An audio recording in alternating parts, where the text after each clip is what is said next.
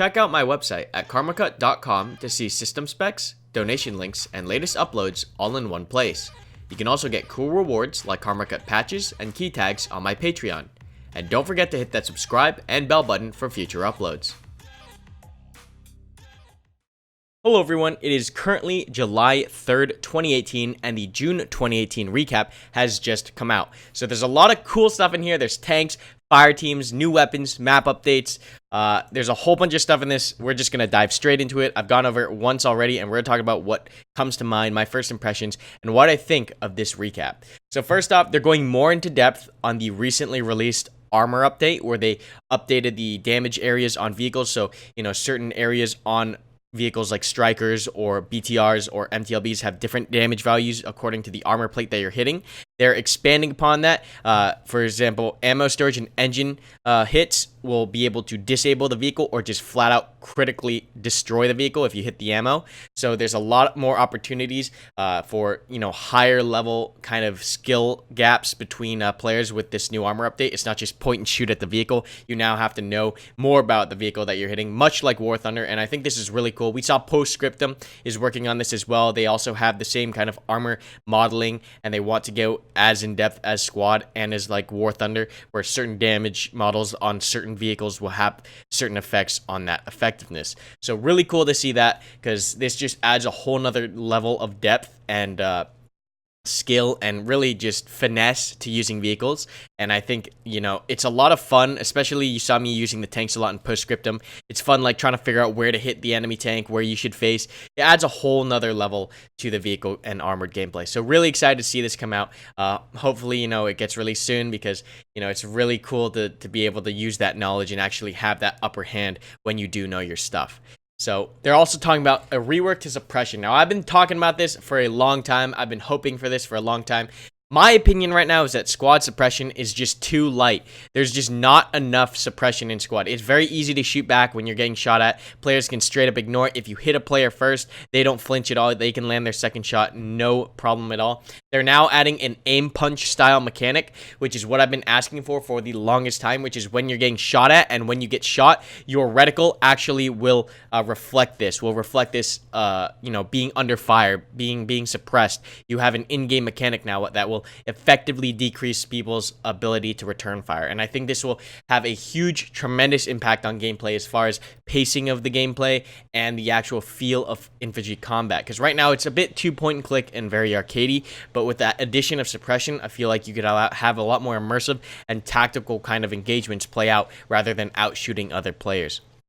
Spawn system overhaul. Now, a couple of these things we were looking forward to, and a couple of these things are brand new and are really going to change up the game, in my opinion. First off, they're fixing the hab overrun mechanic. Before, it got broken in V10, I believe, and they fixed it in V11, or the other way around. But they had an issue where the spawns on the hab would not go up no matter how many players were around it. Now that's been fixed, and you can't spawn on a hab until you eliminate the players that are camping it, which is logical and prevents these long drawn-out engagements of FOB versus FOB where people are just running over habs. The next thing is rally points wave spawn. This is something that I'm really looking forward to. Hell Let Loose had rally points with wave spawns. I think they did that before Squad, and you could really tell that it made a difference on the infantry gameplay. When you played Hell Let Loose infantry, the squad was together the majority of the time, because on respawn, everyone would spawn at once, and it increases that cohesion and that effectiveness with teamwork, because you're able to spawn with other members rather than dripping off the rally point one by one. So I think this is a great change for Squad. It adds a lot more of a teamwork element instead of just having players come in individually, and I think we're going to see a lot more teamwork now that people spawn in their squads together.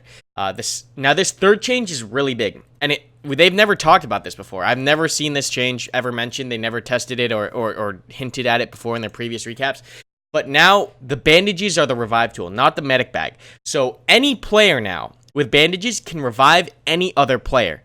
The point of the medic has shifted now to, faster revives. Your revive time will probably, 2, maybe 3 times faster to use the bandage.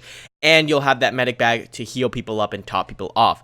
But any player can now revive another player. And so a lot of people are going to say, oh, this devalues the medic. And that is true to a certain extent. Medics do have less of an important job. They are still vital because you need them to fully revive your players. You need them to get them back to full health. But I think this is a good change because, like we said before, we want more teamwork. We want more unit coercion. We need more of that tactical battlefield. And I think that having the squad survivability stay higher and keeping the squad stay together more because you're able to keep your guys alive a lot easier. I think this is going to do a lot for squad combat and for infantry combat because your squad now has a lot more survivability. I don't believe it's going to be overpowered, and you just have more of an incentive to stick together and to keep your full squad alive instead of just having people give up when your medics are dead and the squad just falls apart and you're all just trickling in once your medics are down. So I think this system, in addition to the rally point wave spawn, you're going to have a very vast differently feel. I said that really awkwardly, but you're going to have a vastly different feel in infantry combat. It's going to be much more teamwork oriented, and it's going to be much easier to work with one another because you're going to be around each other a lot more now. But yeah, I don't know why I said that so weird. But yeah, spawn system, I totally can get behind these changes. I think these are great changes. The suppression, also a great change. Armor, like all this stuff that they're talking about adding, I can totally get behind.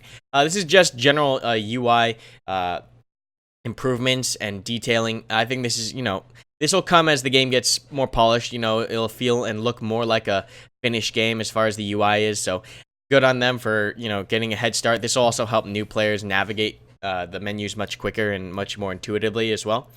Fire teams. Like, this is the best recap, in my opinion, that they've ever shown. Like, there's just so much in here that I just love. So the next thing is fire teams. They're going to be implementing the first iteration of fire teams. And you guys know that I've used fire teams before. We use fire teams in squad ops, but I've even used fire teams before in regular games. And I love using fire teams. You have so much flexibility. You have so much control.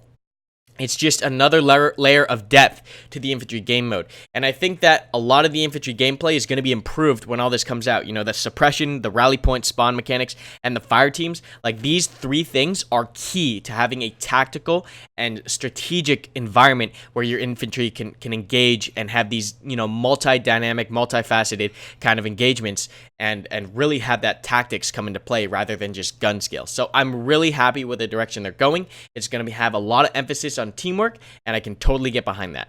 And now, for all you tank lovers out there, they are finishing up the tanks here, and we're gonna get into it. So we have the M1A2 Abrams, right? We have the nice forest camo here too. This is really sick. I really like this picture. This is a really cool skin for the tank. But yeah, we're gonna be talking about the tanks. So let's see right here. So it's got one primary weapon, right? The primary cannon, and then it's got two cupola machine guns, right? Or excuse me, yeah, two cupola machine guns, one for the vehicle commander and one for the loader. So you have two 50 cals. Actually, excuse me, it's a 50 cal and it's a 240 Bravo, right? Loaded onto the cupola. So it's got a lot of firepower. You got that main cannon, and then I believe you have a coax for the main cannon, and then you have the hull gunner, and then you have the commander. So that's a lot of guns on this thing. We're just gonna go through and watch a couple of these teaser videos of the with this one teaser video of the Abram.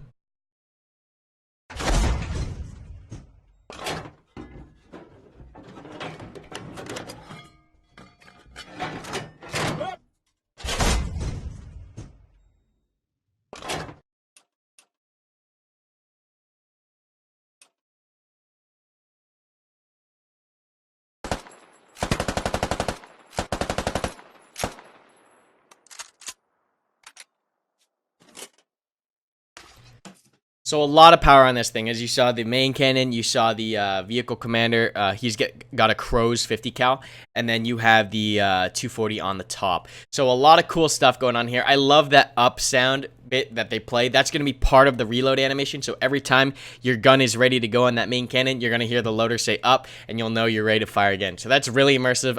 I can really dig that. That's pretty awesome. They've also updated the Bradley a little bit, so they've gone and updated the optics for the commander. So this is like the commander optics now. It's a much cleaner screen. You can see a lot more, so it's really cool. And then they also have updated the gunner optics. So you now actually have holdovers. I don't believe you had holdovers before. At least holdovers is clean. So they have updated the optics for the Bradley as well. Right. The next thing that we're going to talk about is infantry deployed ammunition bags. We've been talking about this and wanting this since before vehicles.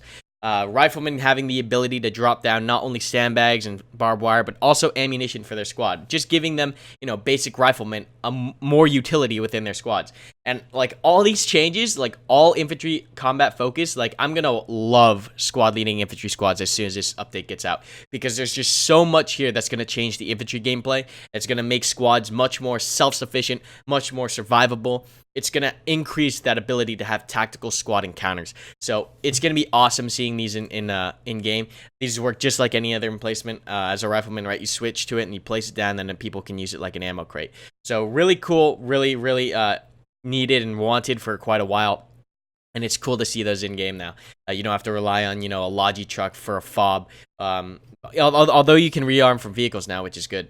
They're introducing the RPG-29, which is going to replace the current hat kit for the insurgents. And the reason for this is the RPG-29 has much more reach than the current tandem lat hat for the heavy anti-tank right now for insurgents and militia.